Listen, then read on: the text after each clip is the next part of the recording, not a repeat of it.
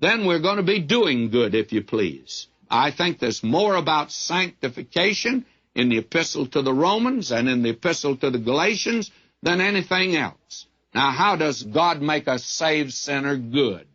Well, He's given a new nature. Now he can keep the law? Oh, no. Emphatically no. He's called now to a higher plane. Now, this doesn't mean he breaks the law, but he's called to a higher plane. There's no good in the old nature. And Paul found that out.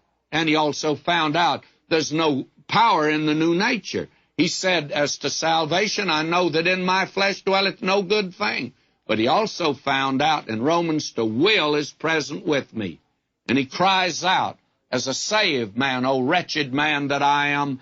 He's not afraid that he's going to lose his salvation. He's a defeated Christian. And God gives a new principle.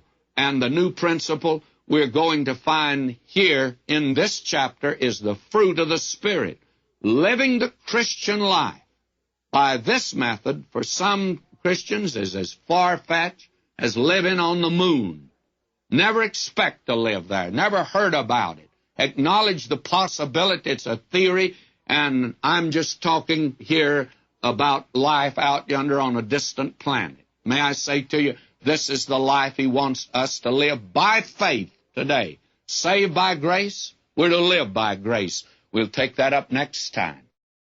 Now, friends, today we come back here to this very important 5th chapter at verse 5. And I remind you again, we're in the section of sanctification by the Spirit. We're in the very wonderful section where we are told now how we are to live as believers. And he gives us, in this section, the modus operandi. But first of all, he shows that saved by faith and living by law perpetuates falling from grace. Now, will you notice, as we move down into this chapter, he continues this thought. For we, through the Spirit, wait for the hope of righteousness by faith.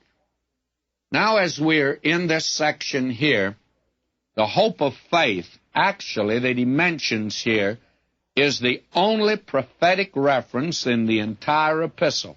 That's quite remarkable, because in all of Paul's epistles, he has something to say about the rapture of the church, or something to say about coming to the earth to establish his kingdom.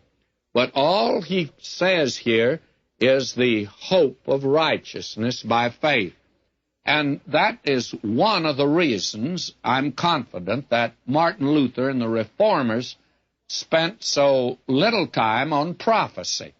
After all, they did not live in days as we're living in today.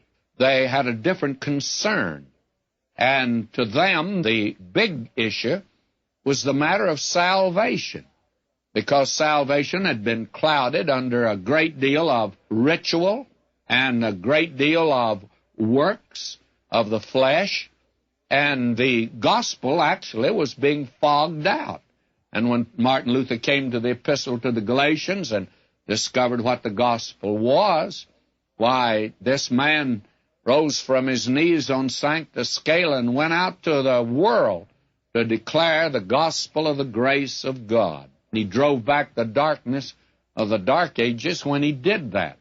So that the emphasis actually was not on the soon coming of Christ. And the idea today that all of the schools of prophecy, and it's been true that the premillennialists, the amillennialists, the postmillennialists have all quoted Martin Luther and the Reformers. And I think very candidly all of them are wrong. I do not think that you have any development of prophecy beyond what the early church did and until this century. It's been in this century that there's been tremendous development in prophecy. And I very frankly feel that probably the Bible Institutes were the beginning of this, and then 2 or 3 of our seminaries today that have emphasized the premillennial position and have taken the premillennial position, and they have forced the others to study prophecy. Actually, amillennialism was just the group of the postmillennialists forced into the position of having to study prophecy. And they came up with amillennialism, and of course they have been great at quoting the fathers. That is certainly the post-apostolic period. And it's in that period that they dwell a great deal. They say Augustine said this, and Augustine did say it, no question about it. He was attempting to build a church here upon this earth. That is, build a kingdom here, and the church would just bring it in. That led to postmillennialism. That was, of course, a false position. But I don't think you could blame Augustine altogether for that because, again, in his period, they were not attempting to develop prophecy. The person of Christ was the great subject at that time, as salvation was later on, than the work of the Spirit, and you and I are living in that day. So I think the very fact that we have only one reference here, and Paul is dealing with the gospel here and the Christian life, and that's primary in this epistle, and I think that we ought to always note what the priorities are in any book of the Bible especially, and the priorities that were in existence in any particular period if you're going to quote somebody from that period, because you can certainly misinterpret and misunderstand them, and I feel like all schools today have made that mistake. They try to go back and quote the fathers. Well, let's read what Paul said, and Peter said, and James said, and Dr. Luke said, and Matthew, Mark, and Luke, and John said. These are the authorities, not the church fathers. They, in their day, did a tremendous work, but in an altogether different area. Now, I make that statement just to pass by this, because the hope of righteousness is the Lord Jesus Christ. And I think the reason Paul says this here is that you and I are not going to reach perfection down here, and the greatest imperfection that I can think of today is to think that you've reached perfection. Because, believe me, those are the people that generally are very imperfect, like the rest of us. The only thing is they don't see it.